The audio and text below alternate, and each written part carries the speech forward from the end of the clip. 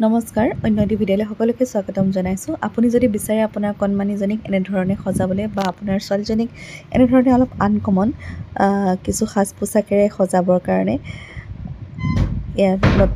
লেহেংগাই হওক বা বিভিন্ন ধৰণৰ মডাৰ্ণ ড্ৰেছেই হওক, যদি আনতকৈ কিছু ব্যতিক্ৰমীভাৱে সজাব বিচাৰে বা আপোনাৰ পুৰণা চাদৰ মেখেলাযোৰ অকণ বেয়া হৈ গৈছে, তাক নতুন ধৰণে আপুনি ৰূপ দিব বিচাৰে বা কেতিয়াবা এযোৰ ব্যতিক্ৰমী চাদৰ মেখেলা পিন্ধি পেলাই এখোজ ওলাই যাব বিচাৰে, তেতিয়াহ'লে আপোনালোকে পলম নকৰি যোগাযোগ কৰিব পাৰে। আমাৰ বা হাতে বনোৱা চাদৰ মেখেলাও যদি আপোনাৰ প্ৰয়োজন হৈছে বা আপুনি যদি নিজৰ সন্তানৰ লগত টিউনিং কৰিও কাপোৰ পিন্ধিম বুলি ভাবিছে, তেতিয়াও আপোনালোকে যোগাযোগ কৰিব পাৰে গহপুৰতে স্থিত তুলিকা বৰাৰ ইণ্ডাষ্ট্ৰীৰ লগত। তেওঁ অত্যাধুনিক মেচিনেৰে আনি বিভিন্ন ধৰণৰ সাজ পোছাক তৈয়াৰ কৰিছে, লগতে এম্ব্ৰইডাৰীৰ লগতে হাতৰ কামো তেওঁ কৰি দিয়ে।